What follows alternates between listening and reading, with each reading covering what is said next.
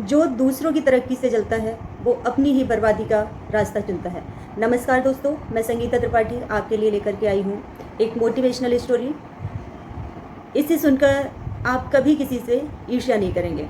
तो चलिए शुरू करते हैं। एक किसान के पास एक गधा और एक बकरा था। गधा बहुत मेहनत करता था, किसान के साथ खेतों में जाता, वहाँ पर कठिन परिश्रम करता, और जो बकरा था वो खाली रहता, खा पी के वो बस यहाँ वहाँ घूमता रहता और फिर घर आ जाता। लेकिन जो गधा था वो दिन रात मेहनत करता, किसान का सामान ढोता, खेतों में काम करता, और किसान उससे बहुत खुश रहता था। किसान उसका खास ध्यान भी रखता, टाइम पर खाना देता, उसे आराम करने को देता और उसे प्यार भी करता बहुत। यह सब देखकर बकरा गधे से जलने लगा, उसे गधे से ईर्ष्या होने लगी।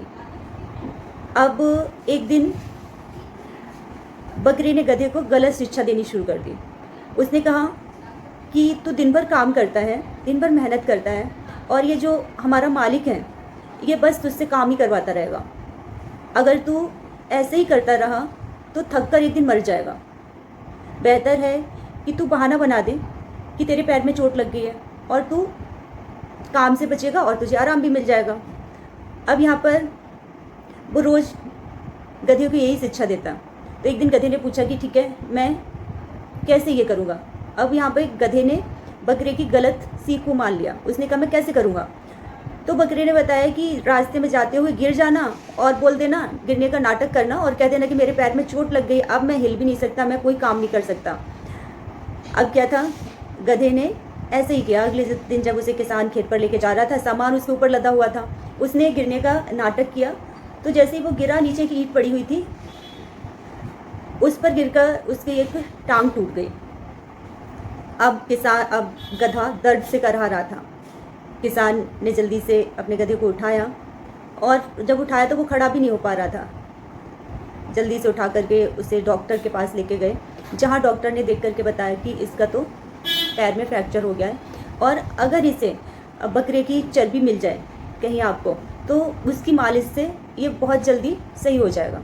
अब किसान ने सोचा कि मैं कहाँ से चर्बी लाऊंगा, मेरे पास एक बकरा तो है ही जो किसी काम का नहीं है, मैं उसी की चर्बी से इसकी मालिश करूँगा। तो क्या था, अब यहाँ पर बकरा पछता रहा था कि मैंने क्यों उसे गलत शिक्षा दी, ये मेरे ऊपर ही भारी पड़ गई। और इस तरह से उसने अपने बकरे की चर्बी से उस गधे की मालिश की, और बकरे को अपनी जान से हाथ धोना पड़ा, है ना। तो ये एक छोटी सी कहानी है ना। ये सब हमारे समाज की कहानी है, गधे बकरे की कहानी नहीं है। तो इसमें क्या है, जो दूसरों की बुराई करने वाला व्यक्ति अक्सर खुद ही उसमें फंस जाता है। और दूसरी क्या शिक्षा है कि ईर्ष्या इंसान को हमेशा गलत रास्ते पर लेकर के जाती है। इसलिए कभी भी किसी से ईर्ष्या नहीं करनी चाहिए, और ना ही किसी की बुराई करनी चाहिए।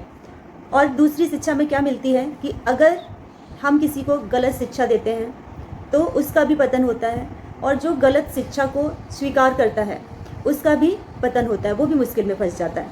देखिए, एक छोटा सा उदाहरण देते हैं हम आपको कि मान लीजिए घर में कोई भी व्यक्ति है, चाहे वो बहू हो, बेटी हो, कोई भी हो, वो बहुत अच्छे काम करती है, घर की देखभाल करती, तो क्या होता है कि घर में लोग उससे प्यार करते हैं, बाकी के लोग प्यार करते हैं। तो कभी कभी ये लोगों को नहीं पसंद आता है, तो या तो उस जो अच्छा व्यक्ति होगा उसके कान भरेंगे, या फिर जो घर का मालिक होगा उसके कान भरेंगे, है ना। ऐसे ही ऑफिस में भी होता है कि गलत शिक्षा देना शुरू करते हैं, ईर्ष्या करके ना एक दूसरे से, उस जो व्यक्ति अच्छा काम कर रहा है ऑफिस में, उसके अगेंस्ट में कान भरने शुरू कर देते हैं। अब होता है क्या है कि जो समझदार व्यक्ति होता है उसे पता होता है कि भाई ये ऐसे ही बोल रहा है, वो सुन सुना के अनसुना कर देता है। और जो लोग ऐसे ही होते हैं, सबकी बातों में आ जाते हैं, वो उनकी बात मान लेते हैं। तो क्या होता है कि दोनों का ही नुकसान हो जाता है। तो हमेशा किसी की बातों में मत आइए, अपने दिमाग का यूज़ करिए, ना किसी से ईर्ष्या करिए, ना किसी के अगेंस्ट में किसी को भड़काइए। यह कहानी हमें यही शिक्षा देती है। और दोस्तों, अगर आपको हमारी ये कहानी पसंद आई है तो हमारे चैनल को ज्वाइन कर लीजिए, और वीडियो को लाइक कर दीजिए, शेयर कर दीजिए, हाइप भी कर दीजिए। और ऐसी ही कहानियाँ सुनने के लिए हमारे चैनल को ज्वाइन करें, हमें सपोर्ट करें। और थैंक यू सो मच। अगर आपने हमारा चैनल ज्वाइन कर लिया है तो इसके लिए आपका बहुत बहुत शुक्रिया, और नहीं करा है तो आप कर लीजिए, आपका भी बहुत बहुत शुक्रिया। Thank you so much for watching my video. Thanks a lot. Thank you.